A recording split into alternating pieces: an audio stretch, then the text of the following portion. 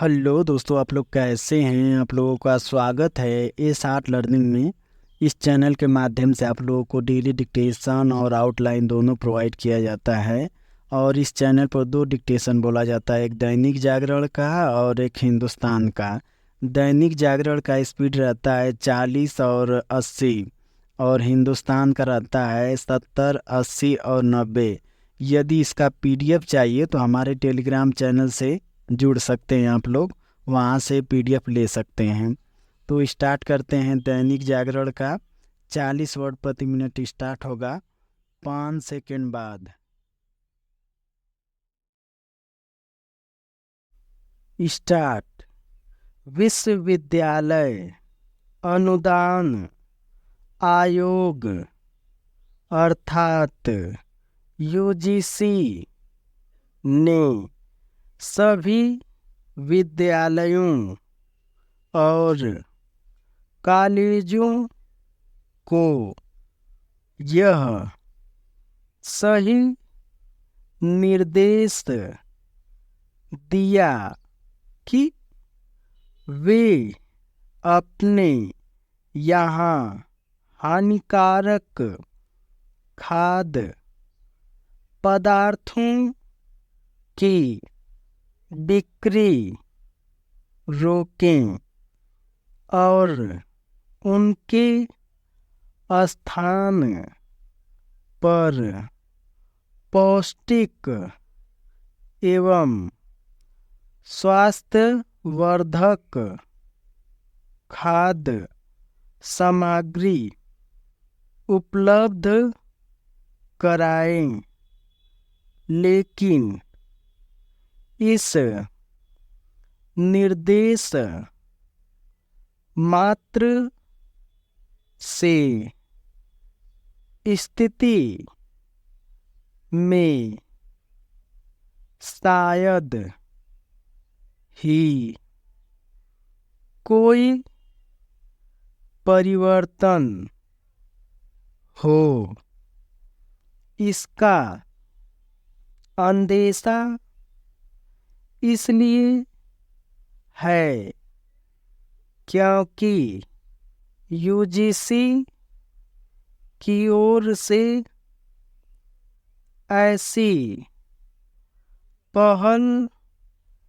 पहले भी की जा चुकी है। संभवतः पहले दिए गए निर्देशों की अनदेखी के कारण ही उसे फिर से निर्देश देने की आवश्यकता पड़ रही है। जो भी हो, आवश्यक केवल यह नहीं है कि शिक्षण संस्थानों में हानिकारक खाद्य पदार्थों की उपलब्धता को नियंत्रित किया जाए। इसी के साथ यह भी जरूरी है कि सेहत के लिए हानिकारक माने जाने वाले खाद्य एवं पेय पदार्थों का प्रचलन यथासंभव सीमित किया जाए, क्योंकि बच्चों और युवाओं में ऐसे खाद्य पदार्थ लोकप्रिय होते जा रहे हैं, जो उनकी सेहत के लिए ठीक नहीं।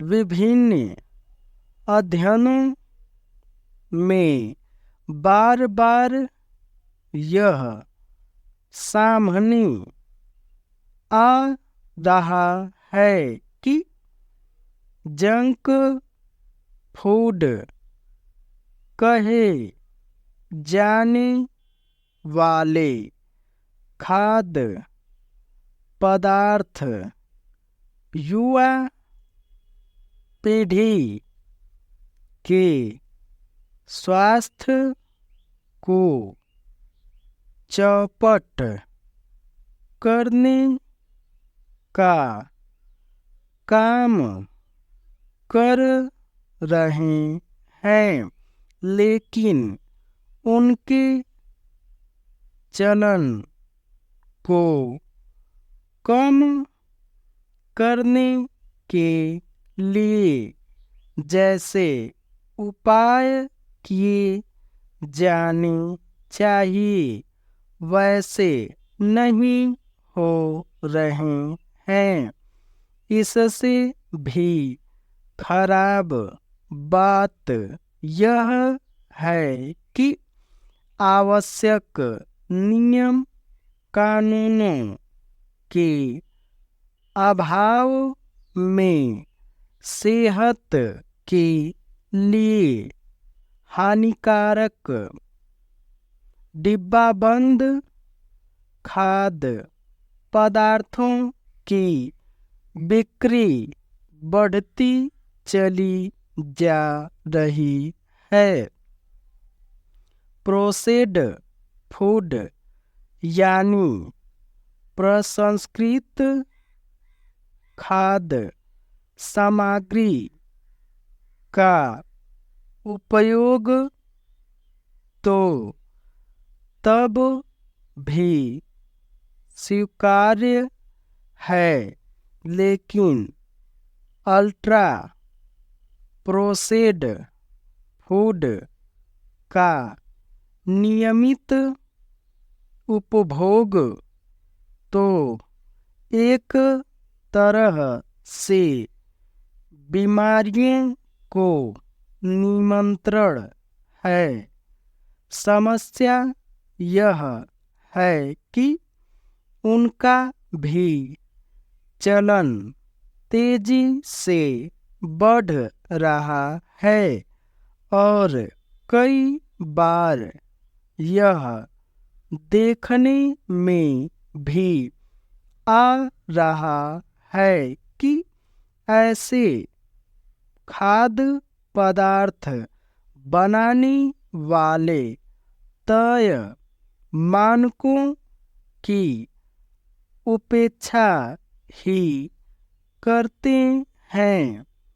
अपने देश में खाद्य पदार्थों के संदर्भ में जो नियम कानून हैं, उनकी अनदेखी ही अधिक होती है। इसी का दुष्परिणाम है कि देश में मिलावटी खाद्य पदार्थों की बिक्री पर भी अंकुश नहीं लग पा रहा है।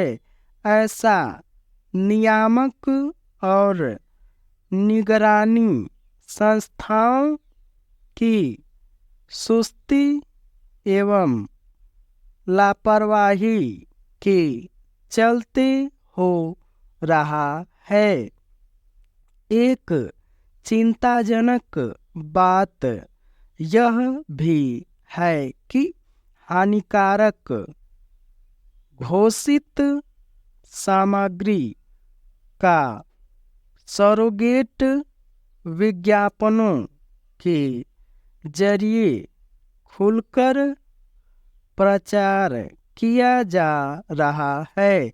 अब तो ऐसे विज्ञापन अनेक जानी मानी हस्तियां भी कर रही हैं। इसके बावजूद ऐसा लगता है कि किसी को कोई परवाह ही नहीं है कि कहाँ क्या गलत हो रहा है। निश्चित रूप से सेहत की चिंता करना केवल सरकारों और उनकी एजेंसियों की ही जिम्मेदारी नहीं, इसके प्रति कहीं न कहीं आम जनता को भी जागरूक होना होगा। इस सब के बावजूद इतना तो है ही कि जिन सरकारी संस्थाओं को खाद्य पदार्थों की गुणवत्ता सुनिश्चित करने की जिम्मेदारी है, वे अपना काम सही से करें। ऐसी संस्थाएं दावा चाहे जो करें, सच यह है कि वे अपना काम सही तरह नहीं कर रही हैं। ये डिक्टेशन 40 वर्ड प्रति मिनट समाप्त हुआ। अब स्टार्ट होगा 80 वर्ड प्रति मिनट 5 सेकंड बाद। स्टार्ट। विश्वविद्यालय अनुदान आयोग एवं यूजीसी ने सभी विश्वविद्यालयों और कॉलेजों को यह सही निर्देश दिया कि वे अपने यहाँ हानिकारक खाद्य पदार्थों की बिक्री रोकें और उनके स्थान पर पौष्टिक एवं स्वास्थ्यवर्धक खाद्य सामग्री उपलब्ध कराएं। लेकिन इस निर्देश मात्र से स्थिति में शायद ही कोई परिवर्तन हो। इसका अंदेशा इसलिए है क्योंकि यूजीसी की ओर से ऐसी पहल पहले भी की जा चुकी है। संभवतः पहले दिए गए निर्देशों की अनदेखी के कारण ही उसे फिर से निर्देश देने की आवश्यकता पड़ रही है।